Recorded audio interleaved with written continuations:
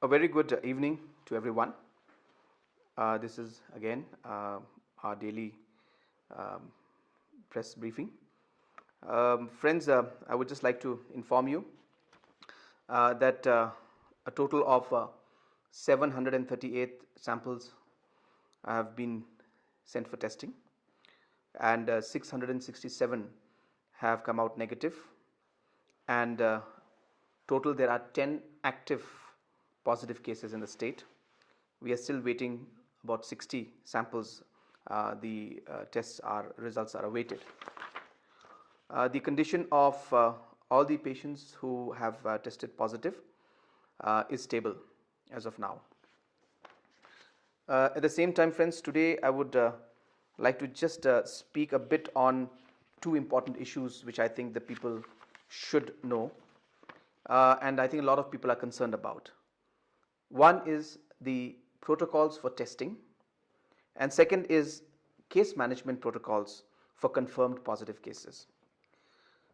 Now, a lot of people have called us and asking us about why they have not been tested in spite of them making calls. Friends, we need to remember that we need to prioritize the testings. Therefore, the protocols are as follows. Number one, the high risk primary contacts, those who lived in close proximity and contact with the positive patient, are the high risk primary contacts. The next level will be other symptomatic primary contacts. These are primary contacts who have been in close proximity with the concerned individual. And third are symptomatic high risk individuals who have visited the concerned hospital after 24th March and have registered with the government. And these are more of individuals who met with the person directly. All asymptomatic cases and asymptomatic individuals who have visited Bethany Hospital after 24th of March 2020 and have registered with the government are not being tested currently. All these individuals, however, have to be mandatorily under home quarantine for at least 14 days. And in case they develop any symptoms, they should immediately call 108 and report. We also, as you're aware, we also had one case from one suburban area of one person who was working in the house of the index patient, and the samples of the 4 high risk primary contacts and 32 other primary contacts of the person who has tested positive have already been collected.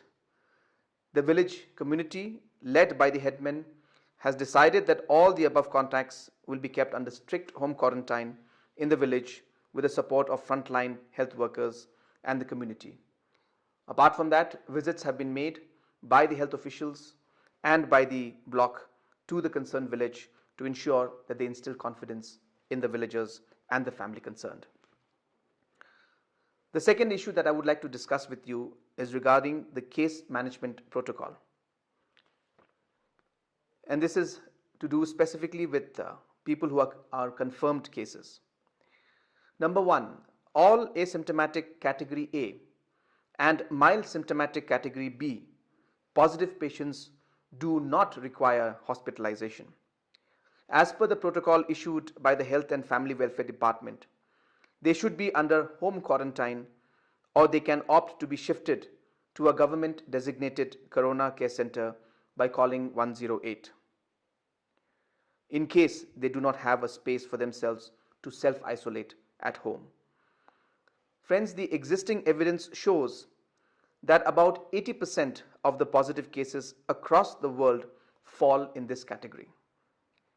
The second are severe and symptomatic cases having respiratory distress, breathing difficulty, and requiring oxygen support. This is called category C, and they would be treated at all the designated hospitals.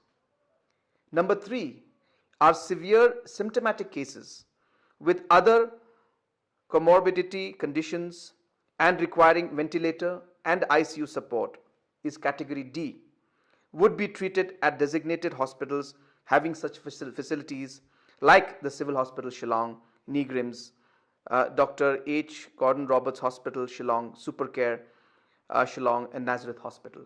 Therefore, friends, just to clarify to everyone, anybody found positive is not necessarily need to be put in a COVID hospital. As mentioned, 80 to 85% of these people are mild cases with very mild symptoms, and they can be easily treated by simply quarantining themselves either at home or in a corona care center. It is only the cases with category C that require some help, which are basically having some distress and some breathing problems, have to be treated at designated hospitals, and only the severe cases which are having need ICU support are the ones that need to be taken to the COVID hospitals, who will require the manpower. And friends, this is being done throughout the country and throughout the world, and the main reason this is being done is because the management of the patients who are positive is very critical to ensure that all the facilities and infrastructures are used in the best and the most efficient manner. And that is why these protocols have been set, and these are the protocols that we are following as of now. Friends, apart from that, I would just like to also touch on agriculture today. As you're aware that we are allowing agriculture activities in the villages to take place, where strict protocols for social distancing are being asked to be maintained, and most importantly, movement of manpower from across the border of different states is not being allowed. I would like to add out here that this also in agriculture includes products like areca nut, betel leaf, and broomsticks also. So therefore, farmers who are farming in these products will be allowed to transport their products to different markets. But as I said, the restriction of sending it across the district, across the state, will not be allowed, and also entry of traders from outside the state will not be allowed. Therefore, whatever marketing has to be done has to be organized in collaboration with the deputy commissioners so that these restrictions are followed, but the sale and purchase of the betel nut and betel leaf and also the broomsticks will be allowed. Apart from that, there are other aspects also, but I would be happy to take questions if you have. So the first question, why are all the patients who are infected with the virus not admitted at the COVID hospital? Yeah, I have already answered this question. The press, of course, has asked this. It's important to understand that the categorization of the patients is important. There is a mild category, which is 80%. Then there are those who are slightly more severe, which is about 15 to 17%, and those who are very severe is about 2 to 3%. It is only the very severe cases, which is category D, that requires special ICU and the COVID hospitals. COVID hospitals treatment. Most of the cases throughout the world are being treated, which are mild cases, are being treated by simply having to stay at home and quarantining and isolating yourself, and that is the protocol that's being followed throughout the world. Have the health department zeroed down on the primary career of COVID-19 in Meghalaya? Friends, this is something that is, of course, a very, very complicated issue. We have, in fact, been looking at all the options, and the assessment, if you look at the entire assessment, it is very complicated. Though we have gone back and traced all the travel history of individuals, we have also looked at all the patients who have met the index patient, that is the primary first patient that we had. We have mapped those also, and we've looked into all the aspects, and right now we are still examining the entire process. But what is more important right now for us is to see the spread of this virus. We will ensure that we go into the details of that, because that is absolutely important. But I think our efforts and our focus will still now lie more importantly on the spread of the virus. But at the same time, we will continue to move on this. It's a very complicated and very open chapter. But rest assured, we are working and trying our best by ensuring that we look at all the aspects and the possibilities that are there.